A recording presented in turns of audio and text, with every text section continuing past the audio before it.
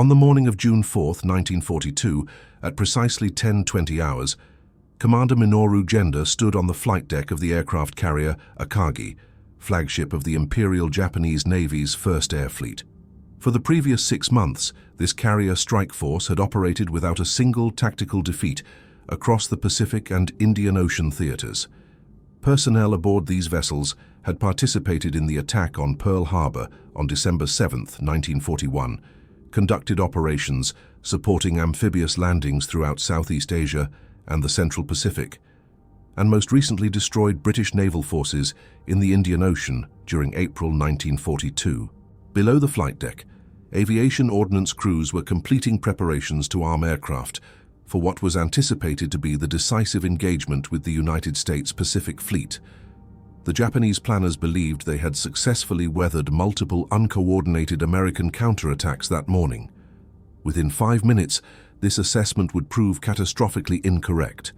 The engagement that followed would fundamentally alter the strategic balance in the Pacific theater for the remainder of the war. To understand the magnitude of this reversal, it is necessary to examine the operational record that preceded this moment. If you enjoy evidence-based World War II history, presented with attention to primary sources and verified documentation, please like this video and subscribe to the channel. Leave a comment indicating where you're watching from. We appreciate hearing from viewers worldwide. Following the tactical success at Pearl Harbor, the Kido Butai, the carrier strike force under Vice Admiral Chuichi Nagumo, conducted continuous offensive operations for 6 months. This force represented the most experienced naval aviation capability in existence at that time. The strike force was built around 6 fleet carriers, Akagi and Kaga, which were conversions from battlecruiser and battleship hulls respectively, Soryu and Hiryu, purpose-built fleet carriers completed in the late 1930s, and Shokaku and Zuikaku, the newest and largest carriers in the fleet, commissioned in 1941. These vessels were not merely floating airfields. They represented the culmination of 2 decades of Japanese naval aviation development and doctrine. The aircrew assigned to these carriers included veterans of the Second Sino-Japanese War, which had been ongoing since 1937. Many pilots had accumulated hundreds of hours of combat flight time, a level of operational experience that American naval aviators would not match until 1943. The operational efficiency of these carrier air groups was documented in after-action reports. Japanese carriers could launch over 100 aircraft in under 10 minutes through coordinated deck operations that American carriers would not achieve until mid-1943. This capability derived from intensive training and standardized procedures developed over years of fleet exercises. After Pearl Harbor, the First Air Fleet supported amphibious operations across the Pacific. In January and February 1942, carriers provided air cover for landings in the Netherlands East Indies. On February 27, 1942, during the Battle of the Java Sea, Allied naval forces attempting to intercept Japanese invasion convoys were defeated, though carrier aircraft played a secondary role in that surface engagement. The Indian Ocean raid in April 1942 demonstrated the reach of Japanese carrier power. Vice Admiral Nagumo led 5 carriers, Akagi, Soryu, Hiryu, Shokaku, and Zuikaku, into the Indian Ocean. On April 5th, carrier aircraft attacked the British naval base at Colombo, Ceylon. 4 days later, a second strike hit Trincomalee. During these operations, Japanese carrier aircraft sank the British aircraft carrier HMS Hermes, 2 heavy cruisers, HMS Cornwall and HMS Dorsetshire, and multiple merchant vessels. British Eastern Fleet Commander Admiral Sir James Somerville withdrew his remaining capital ships to East Africa to avoid further losses. These operations established a pattern. Japanese carrier forces appeared, achieved tactical surprise, delivered overwhelming strikes, and withdrew before enemy forces could respond effectively.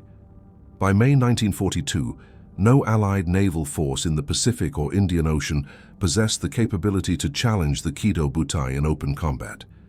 The continuous tactical successes created a psychological effect that Japanese officers would later term victory disease, a condition where operational overconfidence began influencing strategic planning at the highest levels of command. This manifested in several ways documented in post-war interrogations and declassified planning documents. Japanese naval planners began operating under assumptions that proved dangerously flawed. They assessed that Japanese pilot training and fighting spirit provided an inherent qualitative advantage that would persist indefinitely. They evaluated American morale as compromised, following the losses sustained in the Philippines, at Pearl Harbor, and in the Netherlands East Indies. These assessments were not grounded in intelligence analysis, but rather in a cultural framework that prioritized spiritual factors over material considerations. This overconfidence was not merely an attitude, it affected operational planning in measurable ways. Warning signs that should have triggered careful review were instead dismissed. Dissenting voices in planning sessions were overruled. Contingency planning for adverse outcomes was inadequate. The officers of the First Air Fleet had not experienced tactical defeat, and many had difficulty conceptualizing how such a defeat might occur.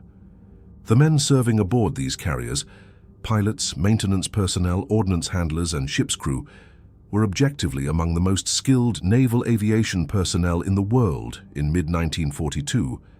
They were aware of this fact, and that awareness followed them as they prepared for the operation designated to seize Midway Atoll in the Central Pacific. The architect of the Midway operation was Admiral Isoroku Yamamoto, Commander-in-Chief of the Combined Fleet. Despite the unbroken string of tactical victories, Yamamoto's strategic assessment was considerably more pessimistic than that of many of his subordinates. His concerns were documented in correspondence with other senior officers and in his conversations recorded by staff officers. Yamamoto had served as a naval attaché in Washington, D.C. in the 1920s and had traveled extensively throughout the United States. He had toured American industrial facilities and understood the productive capacity of American industry in a way that few other Japanese officers did. His strategic calculation was that Japan possessed a very narrow window, perhaps 12 to 18 months, to achieve decisive victories before American industrial mobilization would generate overwhelming material superiority. The attack on Pearl Harbor, while tactically successful, had failed to achieve its primary strategic objective. The three American aircraft carriers assigned to the Pacific Fleet, USS Enterprise, USS Lexington, and USS Saratoga, had not been in port on December 7, 1941. As long as American carrier forces remained operational, they represented a threat to Japanese maritime communications throughout the newly expanded empire. The Doolittle raid on April 18, 1942, validated Yamamoto's concerns. 16 B-25 medium bombers, launched from the carrier USS Hornet, approximately 650 nautical miles from Japan, struck targets in Tokyo, Yokohama, Nagoya, and Kobe. The material damage was minimal, but the psychological and political impact was profound. The operation demonstrated that American carriers could approach the Japanese home islands and conduct offensive operations. This represented an intolerable threat to national security and a personal humiliation for the Navy, which had guaranteed the Emperor that the home islands were secure. Yamamoto concluded that American carrier forces had to be neutralized through decisive engagement. This assessment led to the planning of Operation MI, the invasion of Midway Atoll, combined with a trap to destroy the American Pacific Fleet. Operation MI emerged from planning sessions conducted aboard the battleship Yamato in May 1942. In Yamamoto's conception, this operation would serve as the decisive battle that Japanese naval doctrine had been preparing for since the 1920s. The plan was elaborate, involving multiple task forces operating across thousands of miles of ocean in a coordinated sequence. The bait for this trap was Midway Atoll itself. Located 300 miles northwest of Hawaii, Midway served as an advanced base for American patrol aircraft and submarines. Japanese planners assessed that the United States could not allow this base to be captured without responding. When the American fleet sortied from Pearl Harbor to defend Midway, the full strength of the combined fleet would be positioned to intercept and destroy it. The plan reflected Japanese naval doctrine's preference for complex, multi-phase operations designed to achieve tactical surprise and overwhelm the enemy through superior concentration at the decisive point. A diversionary force, would conduct operations in the Aleutian Islands, Alaska, to draw American attention northward.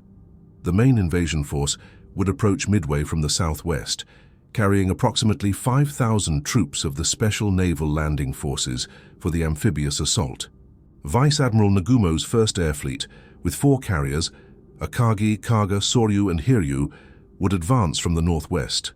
Their initial mission was to neutralize Midway's air defenses with a dawn strike, then turn to engage American naval forces when they appeared. Trailing several hundred miles behind the carrier force was the main body, commanded by Admiral Yamamoto aboard the battleship Yamato, accompanied by 2 additional battleships, the light carrier Hosho, and escorting cruisers and destroyers. This force would close to provide surface gun support for the final destruction of the American fleet. On paper, the operation appeared comprehensive. In execution, it rested on assumptions that were already compromised before the first ship left port. The entire Japanese operational plan depended on achieving strategic and tactical surprise. Japanese planners were confident that their naval codes remained secure and that their intentions were unknown to American intelligence.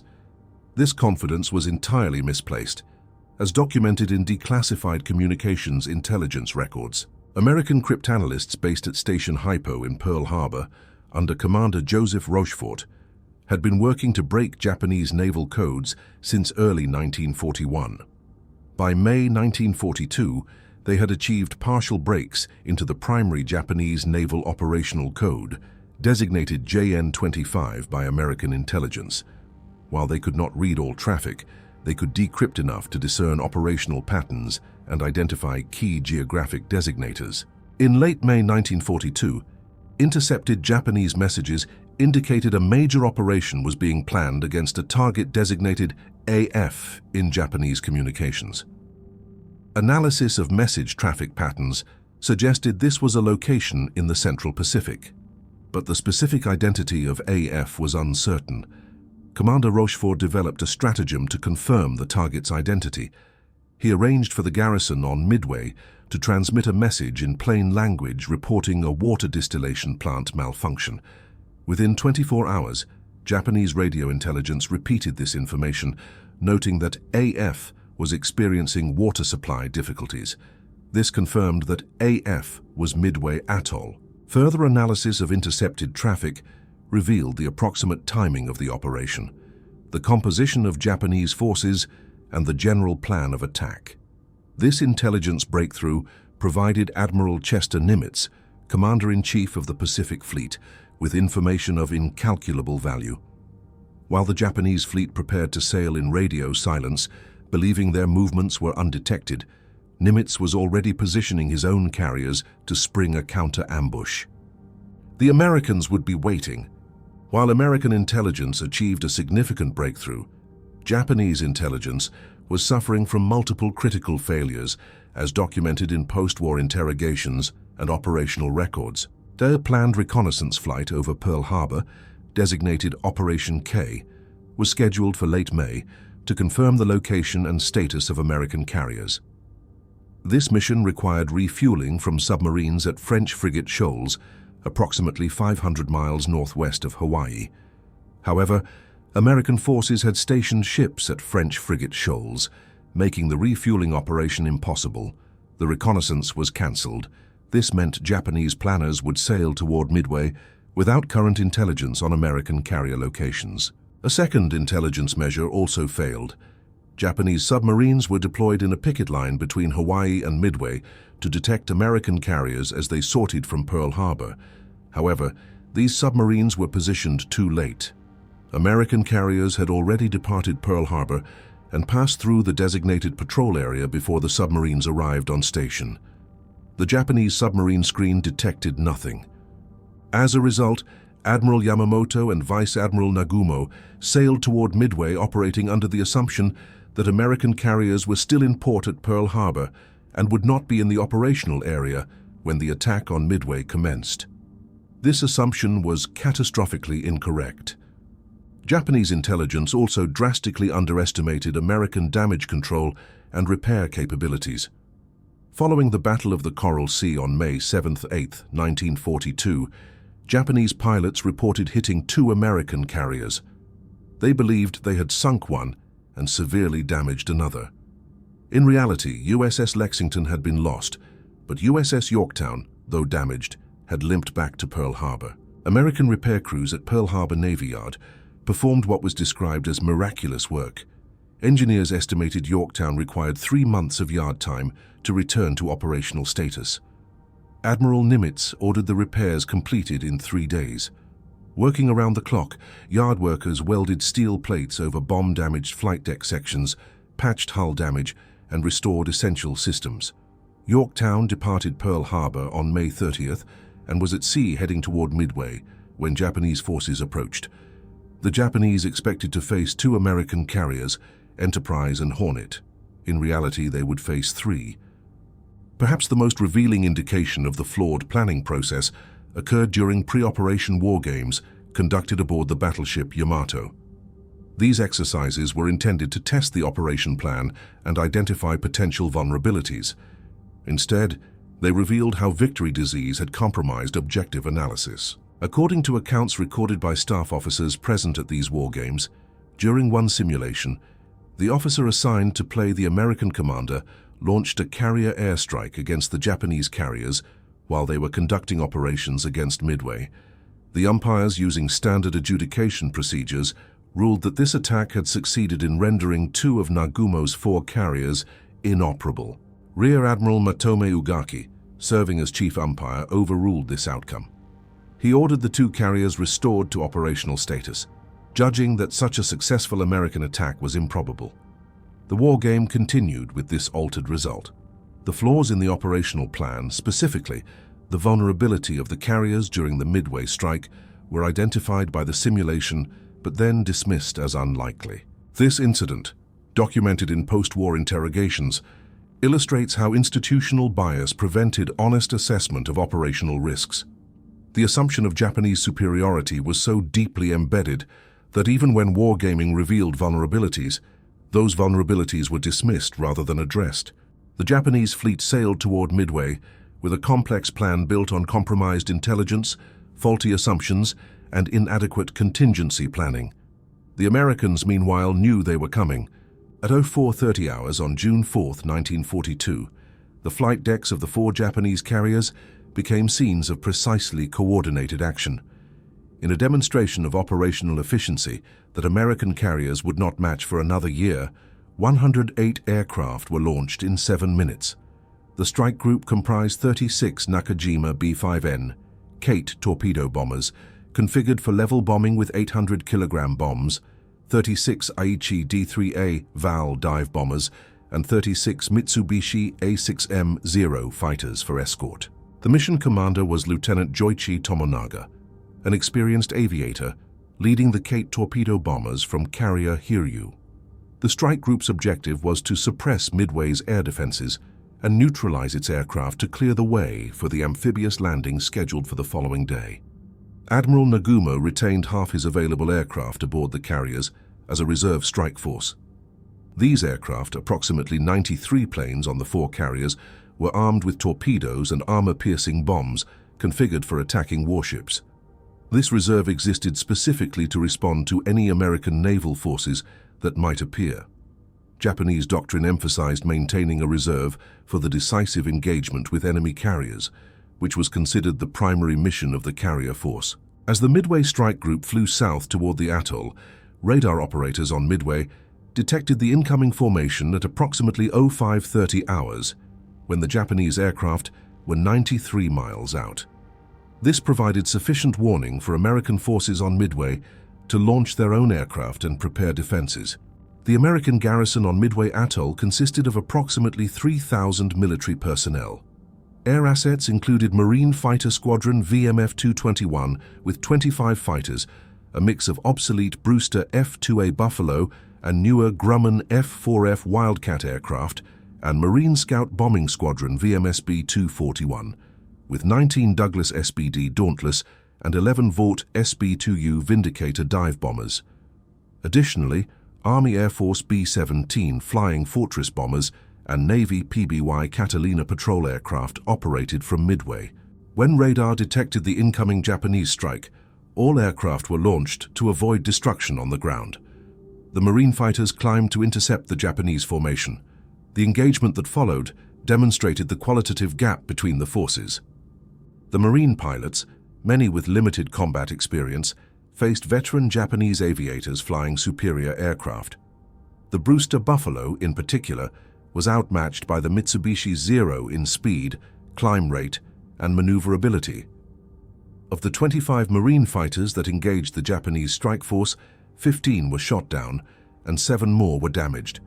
The Marine fighters succeeded in disrupting the Japanese formation but could not prevent the attack. At approximately 0630 hours, Japanese aircraft began their attack runs on Midway's facilities. They struck the fuel storage tanks, the seaplane hangar, and the powerhouse. However, the damage was not comprehensive. Many critical facilities, including the runway, remained operational. When Lieutenant Tomonaga's strike group began the return flight to the carriers, his assessment was that a second strike would be necessary to fully neutralize the base. While the Japanese strike force was attacking Midway, American aircraft from Midway were attempting to attack the Japanese carriers. These uncoordinated strikes commenced at approximately 07 hours and continued for the next 2 hours. The American counterattacks from Midway were characterized by determination, but lack of coordination and inadequate equipment. Between 07 Grakuns and 09 Grakus hours, multiple waves of Midway-based aircraft attempted to strike the Japanese carriers. The first attack involved 4 Army B-26 Marauder medium bombers, modified to carry torpedoes, and 6 Navy TBF Avenger torpedo bombers from Torpedo Squadron 8 detachment. These low-flying aircraft approached the carriers at wave-top altitude. Japanese fighters from the Combat Air Patrol, the defensive screen of Zeros orbiting above the carriers, intercepted them with devastating effect. 2 B-26 and 5 TBF Avengers were shot down. None achieved hits. Marine dive bombers from VMS B-241 attacked next, diving on the carriers from altitude. These aircraft, SBD Dauntless and the obsolete SB-2U Vindicator, faced intense anti-aircraft fire and fighter opposition. 8 aircraft were lost without scoring hits. Army B-17 Flying Fortress bombers conducted high-altitude level bombing attacks. From altitudes above 20,000 feet, attempting to hit maneuvering ships, the B-17s achieved no hits. High-altitude level bombing against warships had consistently proven ineffective, but the tactic was repeated nonetheless. From the perspective of Japanese observers on the carriers, these attacks appeared desperate and poorly coordinated. Japanese fighters shot down American aircraft with relative ease, and anti-aircraft fire from the screening cruisers and destroyers destroyed additional attackers. Not a single bomb or torpedo struck any Japanese ship during these attacks. However, these attacks had several important effects. They kept the Japanese carriers maneuvering to avoid attack, which delayed rearming and refueling operations. They demonstrated that Midway's air defenses had not been completely neutralized, and they forced Japanese fighters to remain at low altitude, engaging torpedo bombers, a decision that would have fatal consequences later. At 7 hours, Admiral Nagumo aboard Akagi received the message from Lieutenant Tomonaga, leading the Midway strike force. There is need for a second attack wave. The first strike had not achieved complete neutralization of Midway's air defenses. This message created a critical decision point. Admiral Yamamoto's operational orders specified that the reserve aircraft should remain armed for anti-ship operations until American naval forces were located and engaged. However, at 07 hours, Japanese scout aircraft had reported nothing except empty ocean. There was no indication that American carriers were in the operational area. Admiral Nagumo faced competing priorities. Midway's air defenses remained active, and American aircraft were currently attacking his carriers. The continued attacks suggested the base remained dangerous.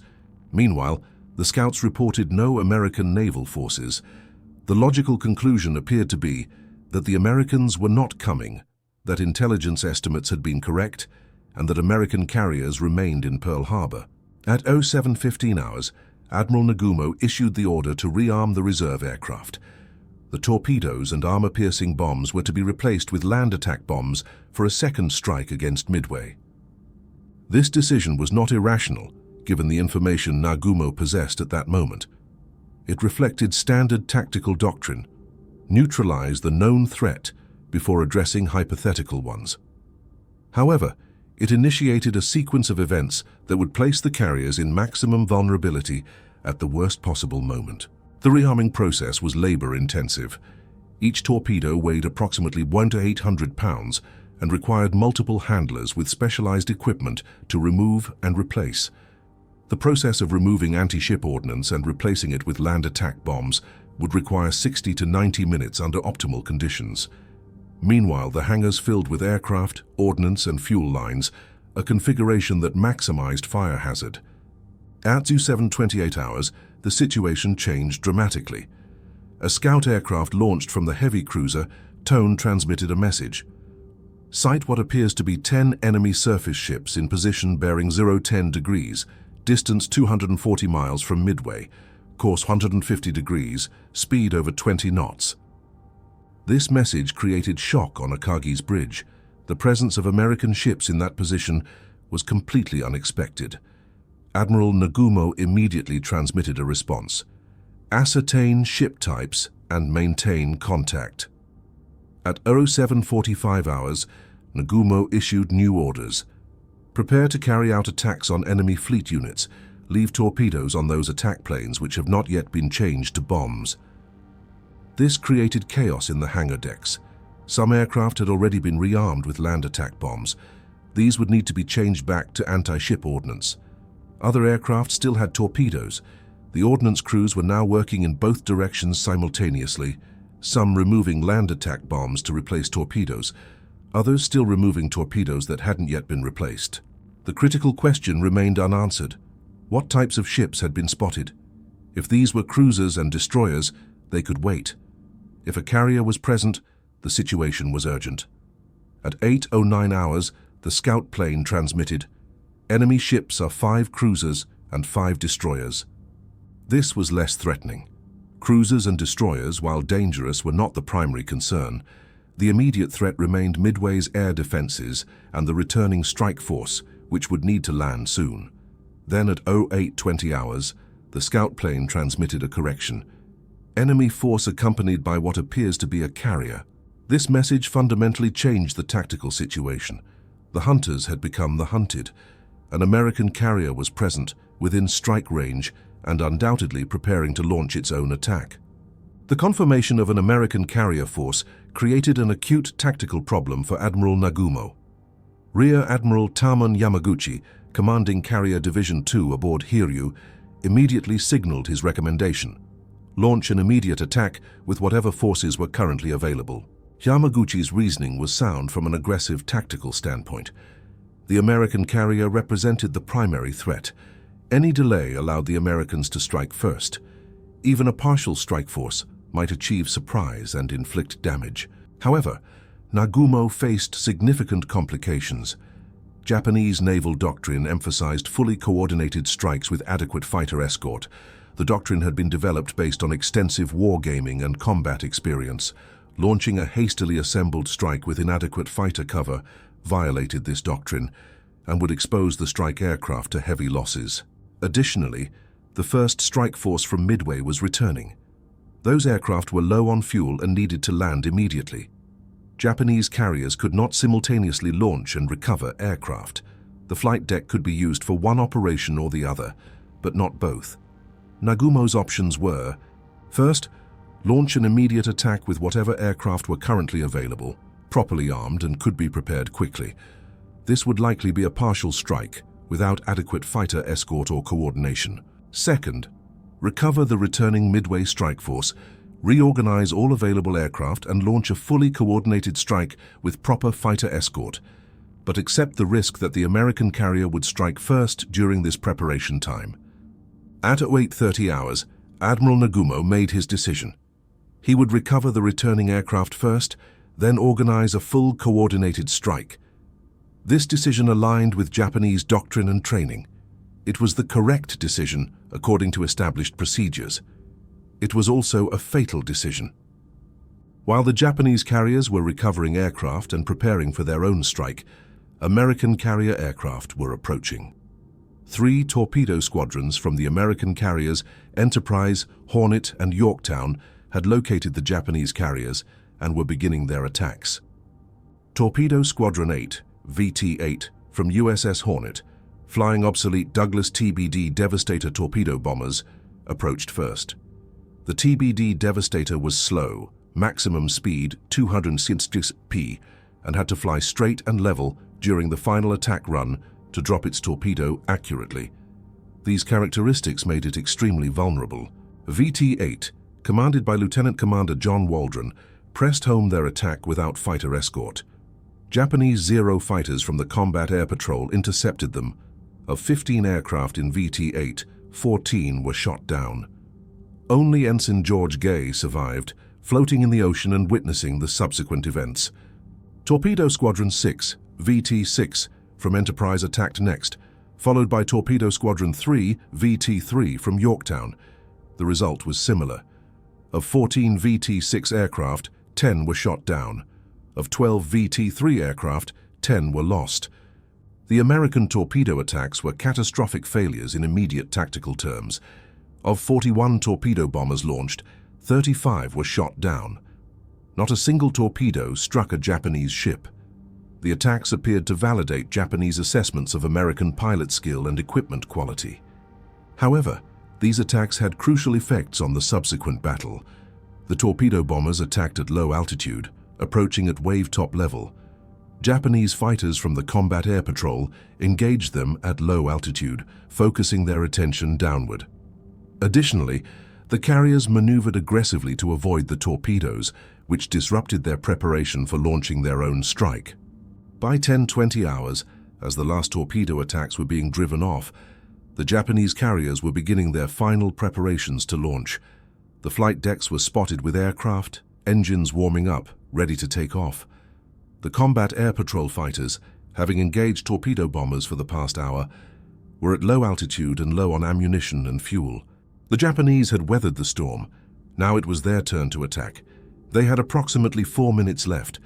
At 10:22 hours, lookouts on the Japanese carriers spotted aircraft diving from high altitude.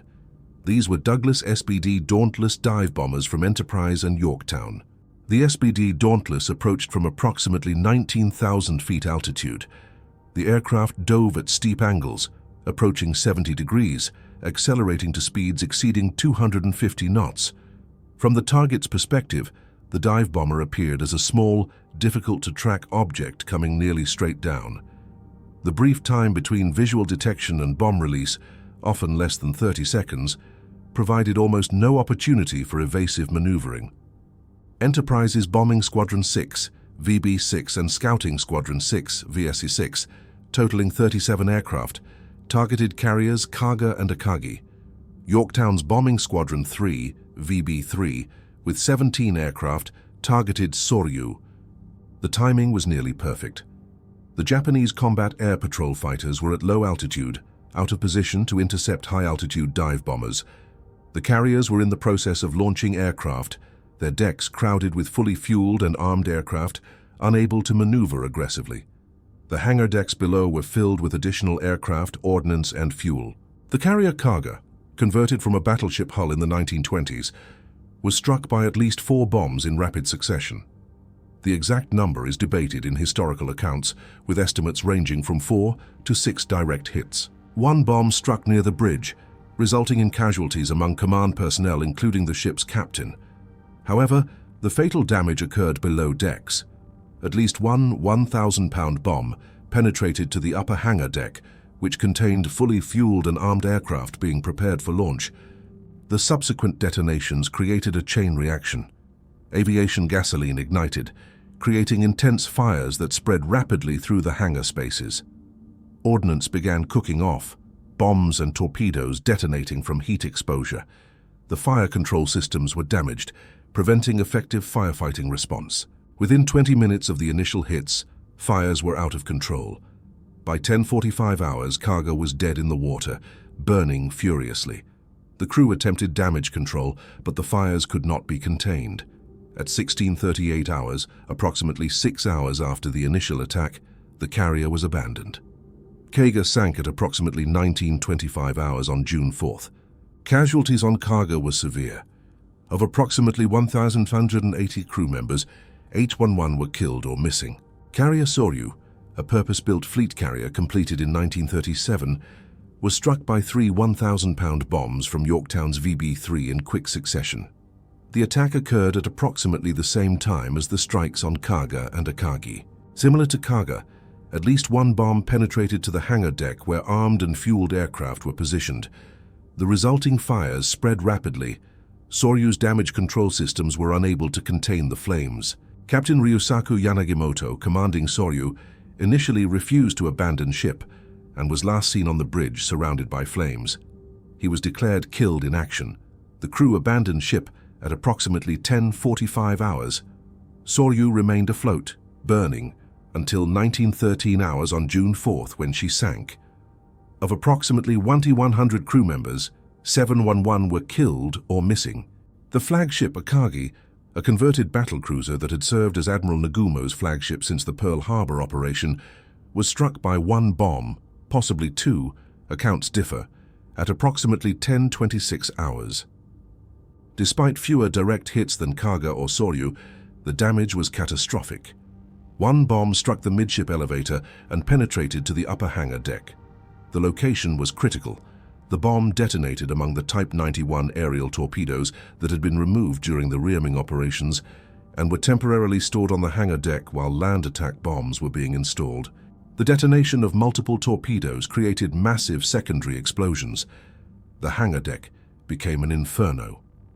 Fire spread to aircraft still positioned there. The configuration of Japanese carriers, with enclosed hangars and limited fire suppression systems, meant that once fires achieved certain intensity, they could not be controlled. Admiral Nagumo on Akagi's bridge was reportedly in shock at witnessing his three carriers burning simultaneously. His staff urged him to transfer his flag to a different vessel to maintain command and control. At approximately 10:46 hours, Nagumo transferred to the light cruiser Nagara. Akagi burned throughout the day. Efforts to save the ship continued, but by evening it was clear the carrier could not be saved. At approximately 04:50 hours on June 5th, Japanese destroyers fired torpedoes into Akagi to scuttle her. She sank at approximately 05:20 hours. Of approximately 1,630 crew members, 267 were killed or missing. One Japanese carrier remained operational, Hiryu, commanded by Rear Admiral Tamon Yamaguchi. Hiryu had been positioned further north in the formation and escaped the initial dive bomber attack. At approximately 10:40 hours, after observing three carriers burning, Admiral Yamaguchi ordered an immediate counterattack with whatever forces were available. Hiryu launched 18 Aichi D-3A VAL dive bombers, escorted by 6 Zero fighters at 10:54 hours. This strike force, led by Lieutenant Michio Kobayashi, located USS Yorktown at approximately 12 hours. Despite heavy anti-aircraft fire and fighter opposition from Yorktown's combat air patrol, the Japanese dive bombers pressed their attack. 3 bombs struck Yorktown. One bomb penetrated to the 4th deck and ignited fires. Another struck near the funnel, extinguishing fires in 5 of 6 boilers and reducing the ship's speed. American damage control teams responded effectively. By 13:30 hours, Yorktown had restored partial power and was making 19 knots. The carrier resumed flight operations, recovering fighters. At 12:45 hours, Hiryu launched a second strike. 10 Nakajima B-5N Kate torpedo bombers with 6 Zero escorts, led by Lieutenant Joichi Tomonaga, who had led the morning strike on Midway. Tomonaga's aircraft had been damaged during the Midway attack with a ruptured fuel tank. He flew this mission knowing he lacked fuel to return. This strike reached Yorktown at approximately 14:30 hours. 2 torpedoes struck the carrier on the port side.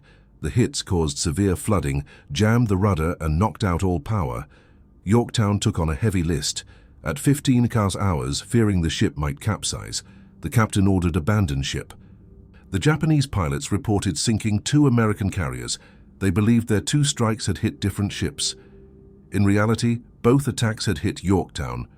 At 15:30 hours, American scout aircraft from Enterprise located Hiryu. The carrier was positioned approximately 110 miles northwest of the American task force, recovering aircraft from the second strike on Yorktown. Enterprise prepared a strike force of 24 SBD Dauntless dive bombers, combining aircraft from Enterprise and Yorktown, which had been recovered by Enterprise after Yorktown was hit. This strike force, launched at approximately 16 hours, reached Hiryu at 17 hours. Hiryu attempted evasive maneuvers and maintained combat air patrol fighters, but the dive bombers achieved surprise. 4 1,000-pound bombs struck the carrier in quick succession. Similar to the morning attacks on the other carriers, bombs penetrated to the hangar deck, where armed and fueled aircraft were positioned. Fires erupted immediately and spread rapidly. Hiryu's crew attempted damage control throughout the evening, but by midnight on June 4-5, it was clear the fires could not be contained. At 02:30 hours on June 5th, Admiral Yamaguchi ordered the crew to abandon ship. He chose to go down with his ship, as did Captain Tomeo Kaku. Both officers were declared killed in action. At 05:10 hours on June 5th, Japanese destroyers fired torpedoes into Hiryu to scuttle her. She sank at approximately 09 hours. Of approximately 100 crew, 392 were killed or missing. By the morning of June 5, 1942, Admiral Yamamoto faced the reality that Operation MI had failed catastrophically. All 4 carriers of the 1st Air Fleet, Akagi, Kaga, Soryu, and Hiryu, were sunk or sinking. The heavy cruiser Mikuma was heavily damaged and would be sunk by American aircraft on June 6th. The invasion of Midway was no longer feasible without air cover. At 02:55 hours on June 5th, Yamamoto transmitted the order to cancel the Midway invasion and withdraw all forces. The combined fleet retreated westward, pursued by American forces until Nimitz, aware of potential submarine threats and concerned about drawing his carriers within range of Japanese land-based aircraft from Wake Island, ordered his forces to break off pursuit. The material losses were severe. Japan lost 4 fleet carriers, representing approximately 40% of its first-line carrier force. More critically, Japan lost approximately 3,000 personnel, including many of its most experienced pilots, maintenance crews, and ship's company. The exact number of aircraft lost is debated, but estimates suggest approximately 248 Japanese aircraft were destroyed, some in combat, others lost aboard the sinking carriers. More importantly, many of the pilots who went down with the carriers, or were killed in combat, were veteran aviators with thousands of hours of flight time and extensive combat experience. Japanese pilot training programs could not replace this expertise quickly.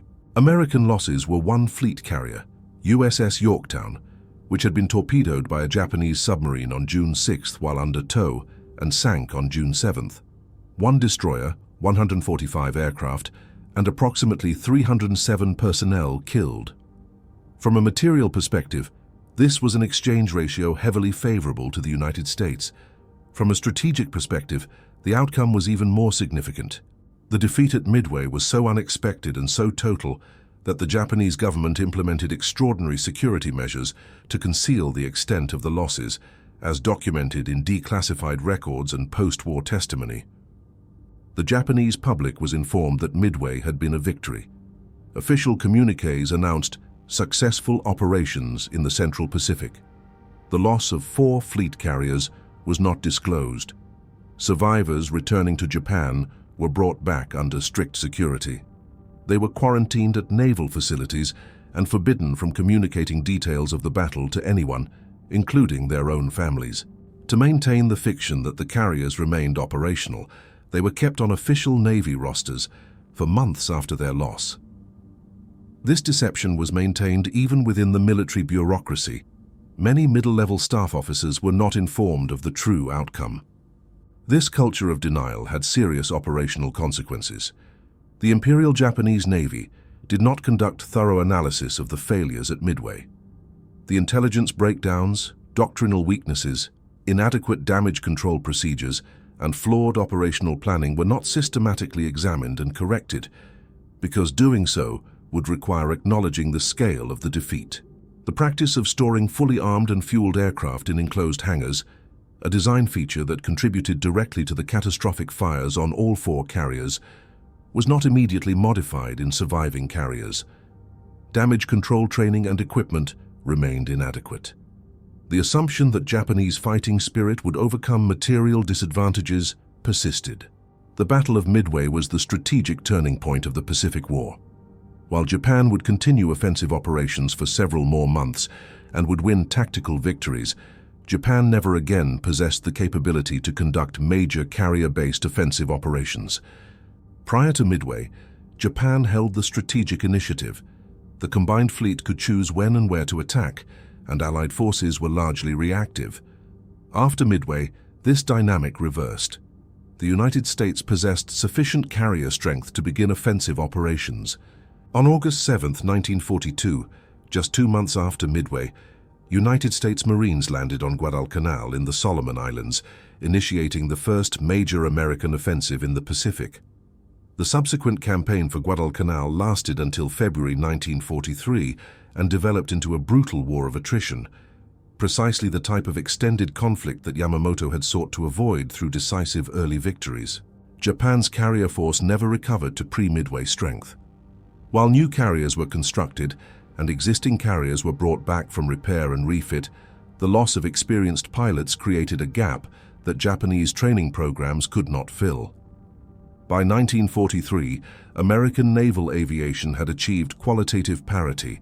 By 1944, American superiority in both numbers and pilot quality was overwhelming. American industrial production fulfilled Yamamoto's worst predictions. By 1943, the United States was commissioning new Essex-class fleet carriers at a rate that Japan could not match. By 1944, the United States Pacific Fleet possessed a carrier force that dwarfed Japan's remaining carrier strength. From the Japanese perspective, the Battle of Midway represented the confluence of multiple failures: strategic planning, intelligence assessment, operational execution, and institutional culture. The strategic concept, luring the American fleet into a decisive engagement through the threat to Midway, was sound. However, the execution was compromised by unnecessary complexity, inadequate intelligence, and failure to achieve surprise. The dispersal of Japanese forces across multiple task groups meant that the most important element, Nagumo's carriers, operated without support at the critical moment. The intelligence failures were comprehensive. American code-breaking success was not suspected. The reconnaissance flight over Pearl Harbor was cancelled without adequate alternative intelligence gathering. The submarine picket line was positioned too late. The result was that Japanese forces sailed toward Midway blind to the fact that 3 American carriers were waiting. The tactical decisions on June 4th were constrained by Japanese doctrine and the evolving situation. Admiral Nagumo's decision to rearm aircraft for a second strike on Midway was logical, given the information available at 07:15 hours. The subsequent order to rearm for anti-ship operations when American ships were detected was equally logical. However, these sequential rearming operations placed the carriers in maximum vulnerability precisely when American dive bombers arrived. The decision to recover the returning Midway strike force before launching an attack on the American carriers was doctrinally correct, but strategically fatal. Japanese emphasis on fully coordinated strikes with adequate fighter escort reflected pre-war doctrine developed through extensive wargaming. However, this doctrine did not adequately account for the need for flexible, immediate response to emerging threats.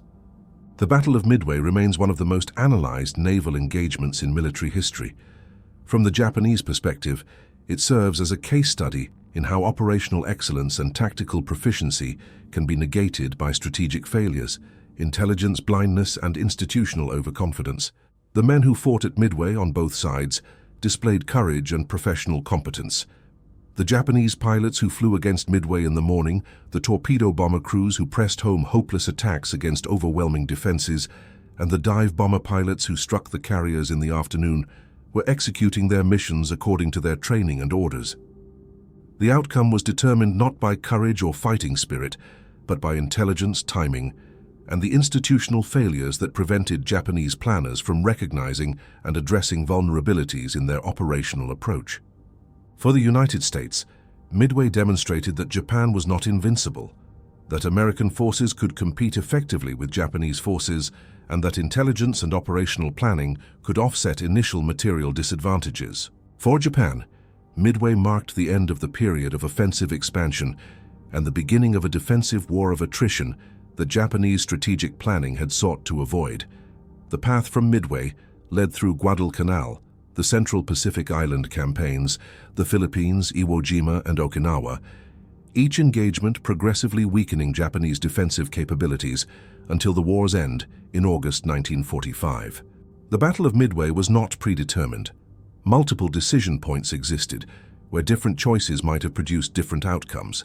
However, the constellation of intelligence failures, doctrinal rigidity, and institutional overconfidence created conditions where a Japanese defeat was, if not inevitable, at least highly probable. This documentary has examined the Battle of Midway from the Japanese perspective, drawing on declassified operational records, post-war interrogations, and historical analysis. Understanding this perspective provides insight into how even highly professional military forces can author their own defeat through institutional failure and strategic miscalculation. Thank you for watching.